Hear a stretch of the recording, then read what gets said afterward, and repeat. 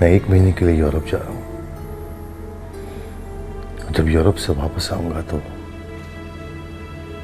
मैं नेहा से निकाह करना चाहूंगा।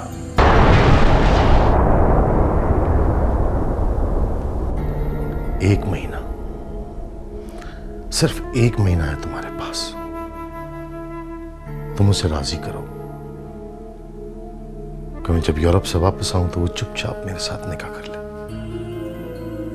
और अगर ये तुम काम ना कर सकी, नेहा राजी ना हो सकी या तुम उसे राजी ना कर सकी,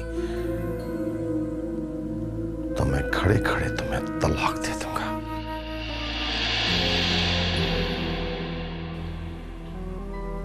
नहीं नहीं नहीं, बल्कि तलाक नहीं दूंगा, तुम्हें घर से उठा के बाहर निकाल दूंगा।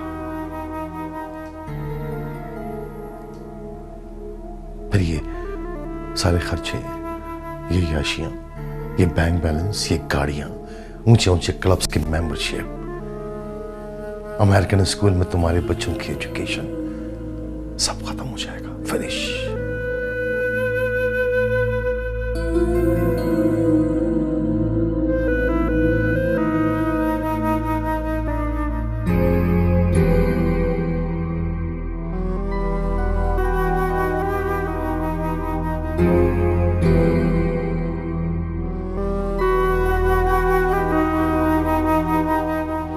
सुनिए, वो मुझे आपसे कुछ बात करनी है। मगर मैंने नहीं करनी और ना सुननी है।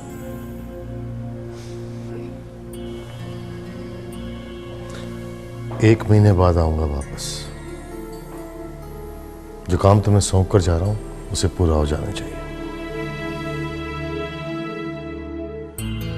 करने को वैसे बहुत कुछ कर सकता हूं मैं, तुम जानती हो मुझे, लेकिन मैं लीगल वे में काम करने का आदी हूं, इसलिए ये निकाह बहुत जरूरी है। अगर ये निकाह हो जाता है तो तुम्हारी पोजीशन पर कोई फर्क नहीं पड़ेगा।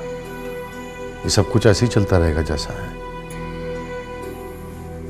नेहा को मैं एक अलग घर दूंगा।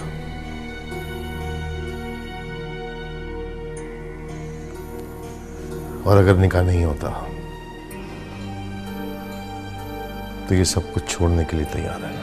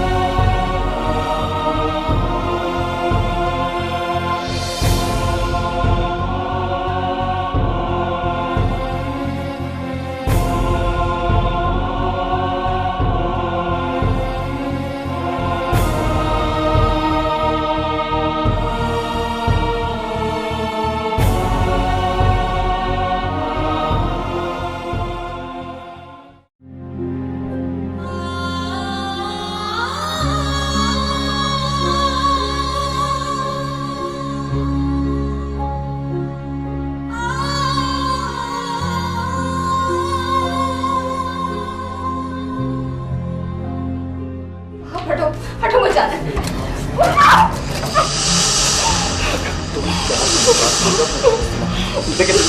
लेकिन अगर तुम नहीं मानी तो होगा वही चला।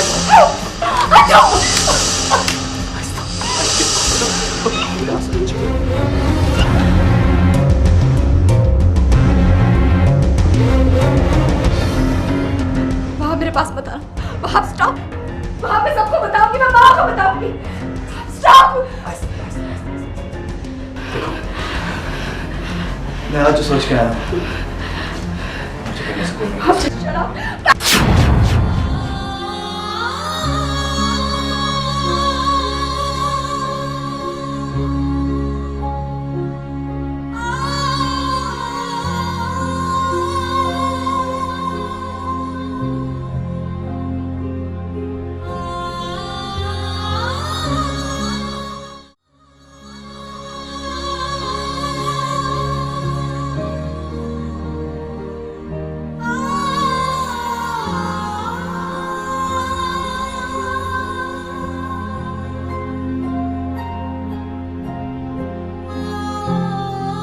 डर कैसा?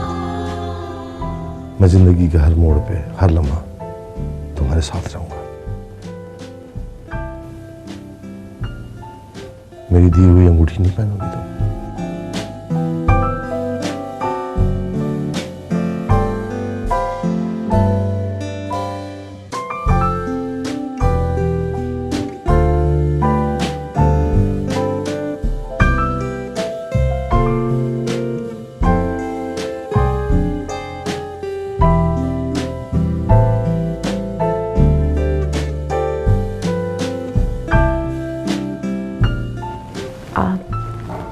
खुद ही पहना दीजिए।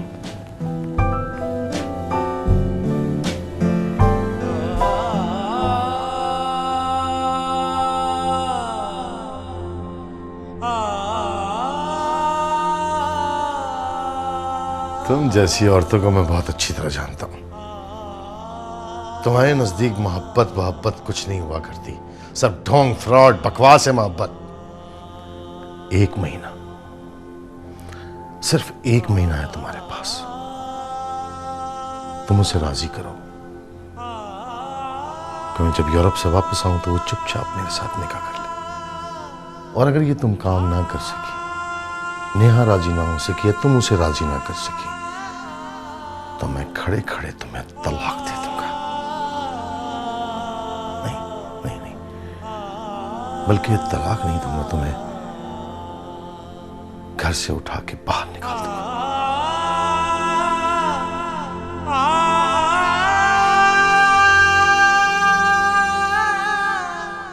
दिल है छोटी सी कुटिया, जैसे मिट्टी का हो एक दिया,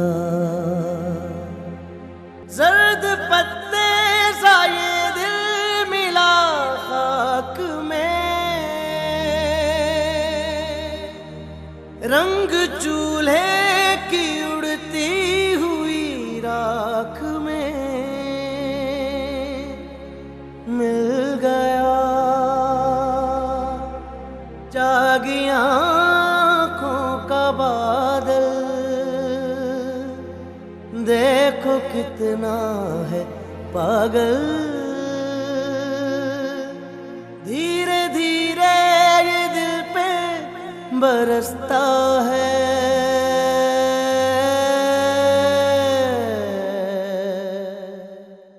दिल है छोटी सी कुटिया, जैसे मिट्टी का हो एक दिया।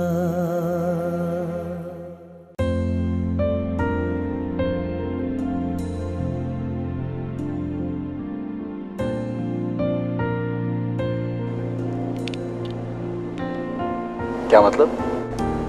मतलब ये कि तुम शायर हो, अपनी शायरी में सब कुछ बयान कर देते हो जो तुम महसूस करते हो, लेकिन हकीकत में तुम कभी कुछ नहीं कह पाते। तुम्हारे होंठ सिल जाते हैं और तुम खामोशी इख्तियार कर लेते हो।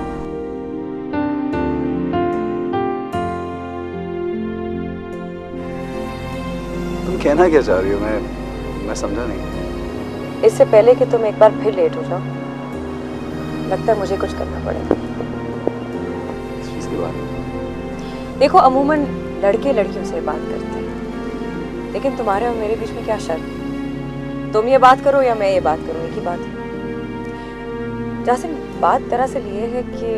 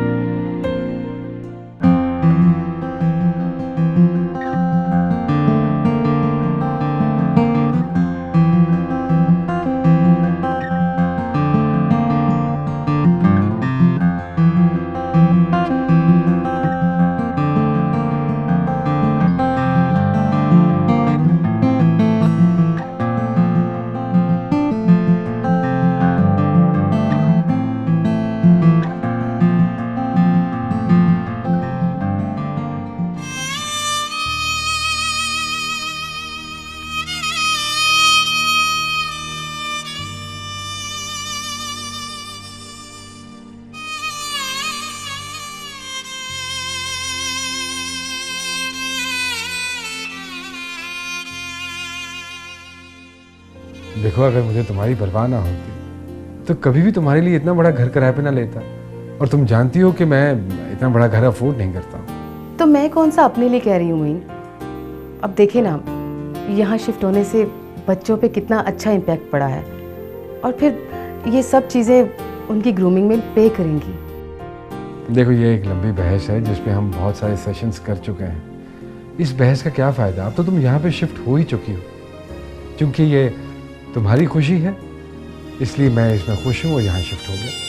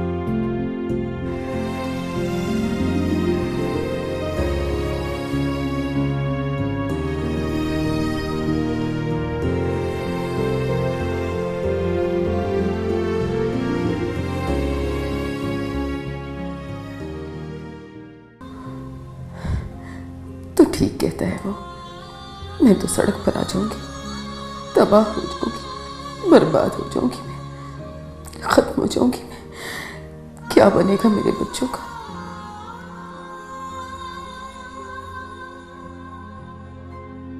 मोइन की डेथ के बाद मैंने देख लिया था, कोई किसी के काम नहीं आता, कोई एक गिलास पानी तक पिलाने के लिए तैयार नहीं था। नहीं, मेरे बच्चे धूपों में नहीं जल सकते। मेरे बेटों को पढ़ना, आगे बढ़ना है, जिंदगी में कुछ बनना है, कुछ करना है। नहीं, मैं उनकी जिंदगियां बर्बाद नहीं कर सकती। अफरा से आपने तलाक दे दी तो हम सबकी तो जिंदगियों की छत ही उड़ जाएगी। और मैं जितना कर सकती थी मैंने नेहा के साथ किया है। जो कर सकती थी वो किया है, इससे ज्यादा क्या कर सकती हूँ? मोइन को तो चले गए, अपना बोझ मेरे कांधों पर डाल गए। मैं इससे ज्यादा कुछ नहीं कर सकती, नहीं कर सकती।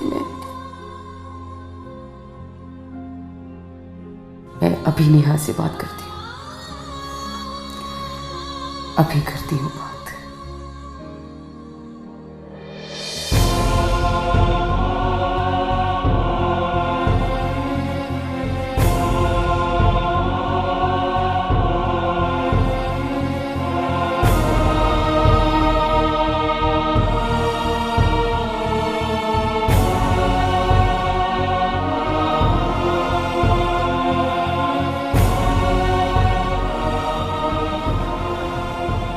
नेहा, मुझे तुमसे कुछ बात करनी। क्या बात है मामा?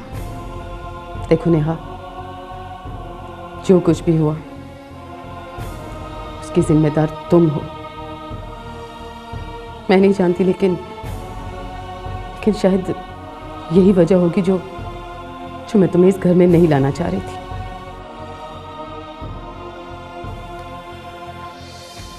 मगर अब सब कुछ मेरे हाथ से निकल चुका है। अब मैं कुछ नहीं कर सकती। अब जो कुछ भी है वो तुम्हारे हाथ में। क्या मतलब है मामा? मतलब ये कि तुम्हें भी अच्छी तरह से अंदाजा हो गया होगा ये दुनिया कितनी जालिम है। कोई किसी को बगैर मतलब के 2 घूंट पानी देने का फिर रवादार नहीं होता। खुदा खुदा करके मेरी, रेहान और इमरान की जिंदगी यहाँ सेट हुई थी, मगर तुमने यहाँ आकर सब कुछ बर्बाद कर दिया, सब कुछ तबाह कर दिया। और इसे ठीक भी तुम ही कर सकती हो, और तुम्हें करना भी होगा। क्या मतलब मामा? मैं क्या कर सकती हूँ? मैं पूरा महीना इस पर गौर करती रही हूँ, पूरा महीना सोचा है मैंने इस पर, और इसके अलावा कोई रास्ता नहीं है। तुम जानती हो कि अफरा सियाब हमें 1 महीने से इस घर में एक तरह से कैद करके चला गया है। 1 महीने से तुम, मैं, रेहान और इमरान इस घर से बाहर नहीं निकल सके। जानती हो क्यों? क्योंकि तुम इस घर से बाहर ना जा सको। मेरे, रेहान और इमरान के साथ जो कुछ भी हो रहा है उसकी वजह सिर्फ और सिर्फ तुम हो। अगर तुम अफरा सियाब की बात नहीं मानती जो मैं तुम्हें कहने जा रही हूं, तो सब कुछ बर्बाद हो जाएगा, सब कुछ तबाह हो जाएगा। क्योंकि अफरा सियाब मुझे तलाक दे देगा।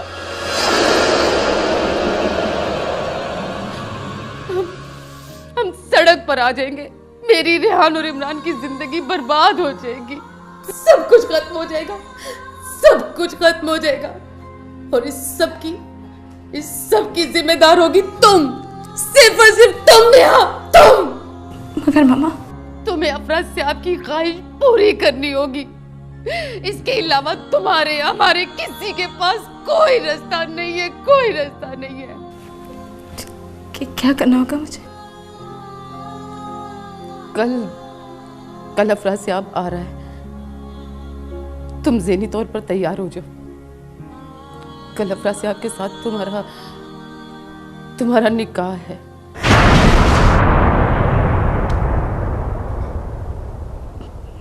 मामा, ये आप क्या कह रही है मामा? प्लीज मामा, ऐसी बात मत करें।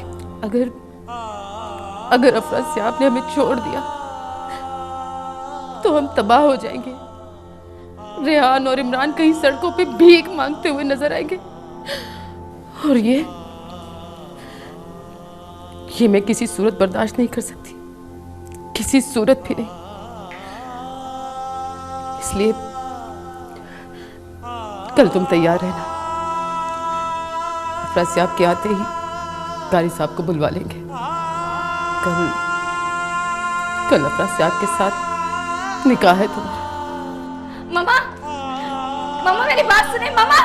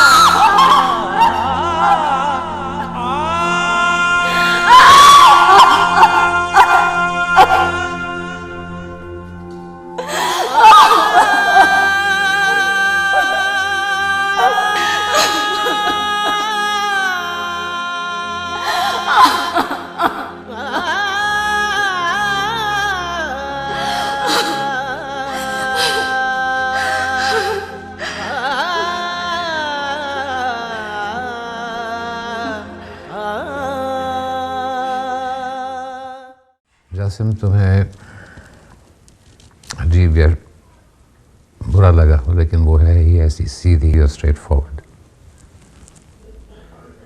जितनी देर में लोग सोच कर झूठ बोलते हैं, हेजिटेशन करते हैं, वो उसी वक्त में बड़ी सहूलत के साथ सच कह देती है। लेकिन फिर भी फैसले का हक तुम्हारे पास महफूज है। अगर तुम चाहो तो इनकार कर सकते हो। नहीं अंकल, बल्कि मैं तो आपका बहुत शुक्रगुजार हूँ, बहुत ममनून हूँ जिस तरह से आपने मुझे हेल्प आउट किया, मेरे करियर बनाने में आपने मेरी मदद की। Really thankful to you. Jasim, तुम जो भी फैसला करो वो ग्रैटिट्यूड या इंटेलिजेंस के एहसास के बगैर करो। ऐसा कुछ नहीं अंकल, मैंने दिलो दिमाग से बहुत सोच के फैसला किया है। I am very happy. अच्छा, एक बात और, मैंने फैसला किया है कि अब हम जाकर लाहौर का ऑफिस संभालें। मैं, तुम, मरियम ने मुझे बताया कि तुम्हें लाहौर से बहुत प्यार है। इससे तुम्हारा भी दिल लग जाएगा और हमारे लाहौर ऑफिस को भी एक कॉम्पिटेंट और क्रिएटिव आदमी की खिदमत हासिल हो जाएंगी तुम्हारी सूरत।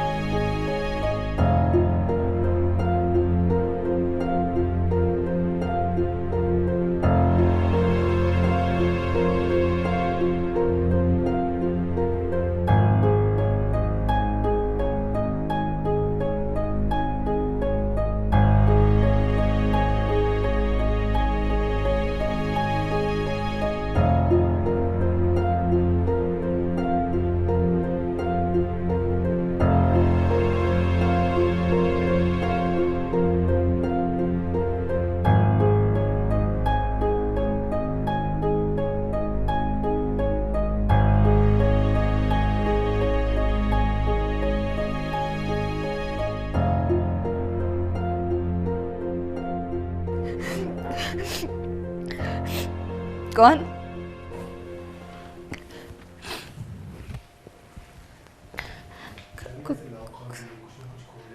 कौन?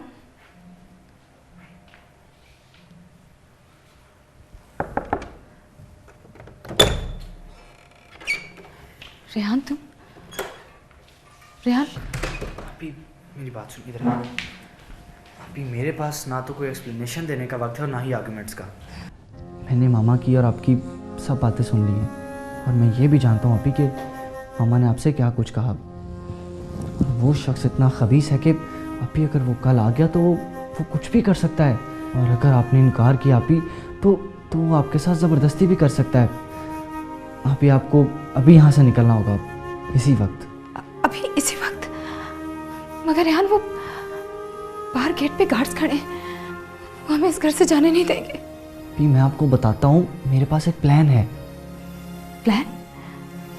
कैसा प्लान?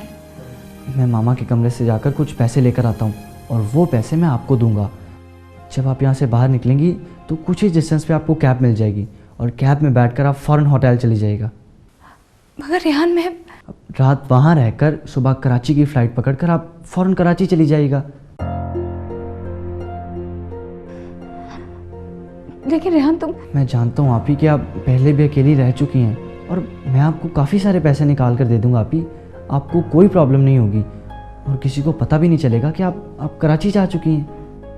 मगर रेहान, मैं अकेले कराची में... आप ही यू कैन डू इट, आप ही यू कैन डू इट। आपको हर सूरत यहाँ से निकलना होगा, क्योंकि आप ही मैं आपके साथ ये जुल्म होते हुए नहीं देख सकता। प्लीज़ आप ही, प्लीज़ मेरी बात मान जाइए।